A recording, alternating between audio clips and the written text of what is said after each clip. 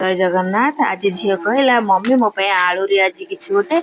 Recipe बन दियो सकाळ टिफिन रे मु खाइबी से मुझे अटा 2 कप नहीं गली आउ तेल अधा चामच पकईकी चकटा चकटी करके घोड़े रखीदेली एपटे गोटे कड़े बसैकी तेल पकईदेली आलू मसला करने जीरा अधा चामच पकईकी काटिकी रखि छोट छोट कर पियाज को पकईदेली किछि भूसंग पत्र आउ अदा रसुण काटी खंड खंड करके आपण मैंने चाहिए भी नहीं पारे अदा रसुण पेस्ट करके भी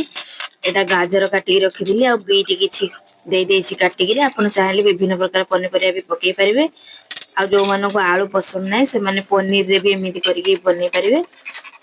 आलू 3टा सिझेकी रखी लास्ट को गरम मसला आ चाट मसला आमर काश्मीरी चिल्ली लुण आउ किछि देइनी मु जीरा गुंड भाजिकी रखी जीरा गुंड चामचटे देइछि आपको पूरी टाइप रो बेली देली आलू मसला ता भितर देइकरी एमिति कला जीरा और धनिया पत्र टिके देइकरी मु ताको देखंतु तेल रे फ्राई कर देली केते बढ़िया हे गला प्रस्तुत हे गला सकाळर ब्रेकफास्ट आलू रे।